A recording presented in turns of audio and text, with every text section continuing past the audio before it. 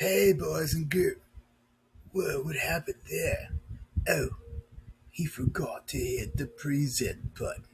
Whoa, we're gonna get it together, okay? Alright, here we go. Alright, hello, boys and girls. My name is Timmy. T stands for, obviously, terrific, tough, turtle. Ha! Whoa, alright. Today we're gonna read the book Dear Mr. Blueberry by Simon James. Well, let's look at the cover, alright? Here we go. Whoa! The little girl is actually writing a letter. You know, guys, back in the olden days, like Grandma and Grandpa, they used to do this thing called writing letters. Did you know that? Whoa! I know. Now people just text, right? Yeah, it's pretty odd if somebody writes a letter, but I tell you what, that's how they used to do it. I always ask Grandpa and Grandma. Whoa, pretty cool, huh? You can write too. Alright, let's read this book, Dear Mr. Blueberry, by Simon James. Whoa. Dear Mr. Blueberry. Oh, she's writing a letter. Okay. Dear Mr. Blueberry. You see the comma after blueberry? Okay. I love whales. Whoa. Very much. And I think I saw one in my pond today. Please send me some information on whales, as I think he might be hurt. Whoa. Love, Emily. Emily has a whale in a pond. Whoa. Unbelievable. I know whales hang out in the ocean. I always see them. And I say, whoa, whale, hello. And they always wave back. I don't necessarily know what that means, but they always say hello back. Whoa. Dear Emily. Oh, I guess Mr. Blueberry is writing Emily back. What a cool dude. Dear Emily, here I am. Here are some details about whales. I don't think you'll find it was a whale you saw, because whales don't live in ponds, but in salt water. Yours sincerely, your teacher, Mr. Blueberry. Whoa. So, Emily was writing a letter to her teacher. Wow. Emily's reading it at the kitchen table. You see that?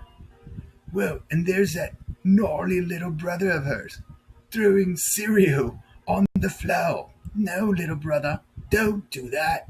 Whoa, not nice. So the teacher, Mr.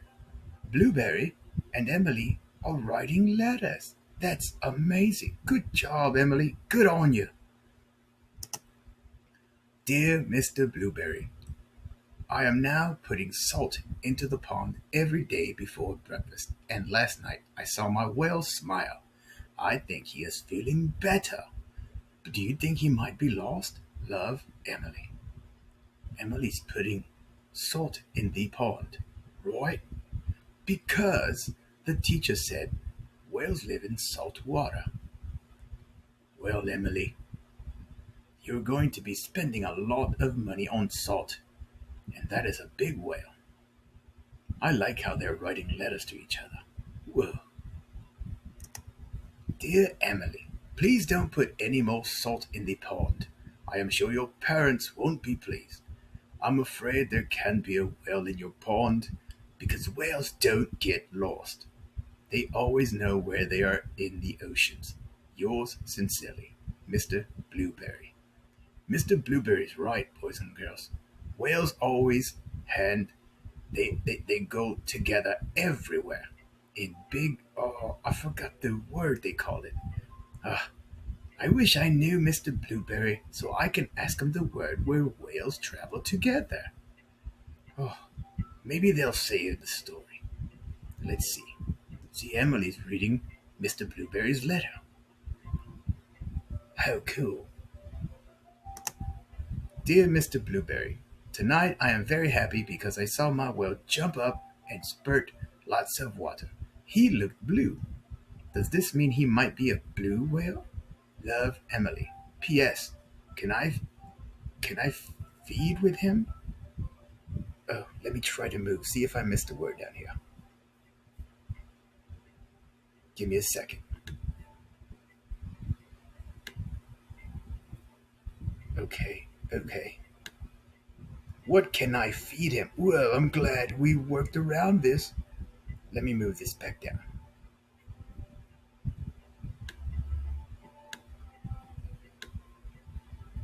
What can I know what whales eat. I've seen them. They always eat these little things. Oh, they look like I maybe he'll let us know. Dear Emily, blue whales are blue and they eat tiny shrimp like, oh yes, I remember now, tiny shrimp like creatures that live in the sea. However, I must tell you that the blue whale is much too big to live in your pond. Yours sincerely, Mr. Blueberry. Oh, oh yeah, those things are called krill. Krill, they're the little shrimps. P.S. Perhaps it is a blue goldfish? Ha! Oh no! I seriously doubt that big whale in the pond is a blue goldfish.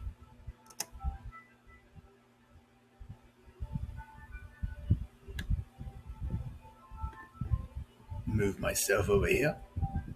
Dear Mr. Blueberry, last night I read your letter to my whale. Afterward, he let me stroke his head. It was very exciting. I secretly took him some crunched up cornflakes and breadcrumbs. This morning I looked in the pond and they were all gone. Well, I guess he ate it. I think I shall call him Arthur. What do you think? Love, Emily. Emily seems pretty nice to me.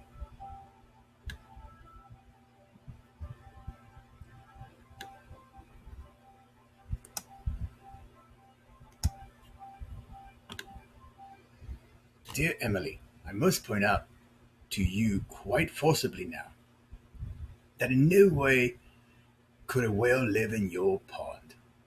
You may not know that whales are migratory. That's it, migratory, which means they travel great distances each day. I am sorry to disappoint you. Yours sincerely, Mr. Blueberry. So remember, I was trying to tell you that they migrated with each other. They travel in lots of whales together. They Whales are migratory. They stick together. Dear Mr. Blueberry, tonight I am a little sad. Whoa, little Emily, don't be sad. Arthur has gone. I think your letter made sense to him, and he has decided to be migratory again. Love, Emily. Oh no. The whale is gone, boys and girls, 'cause he's migratory. Dear Emily, please don't be too sad. It really was impossible for a whale to live in your pond. Perhaps when you are older, you will like to sail the ocean studying and protecting whales. Yours sincerely, Mr. Blueberry. Uh-huh. That is correct. Dear Mr. Blueberry, it has been the happiest. Oh,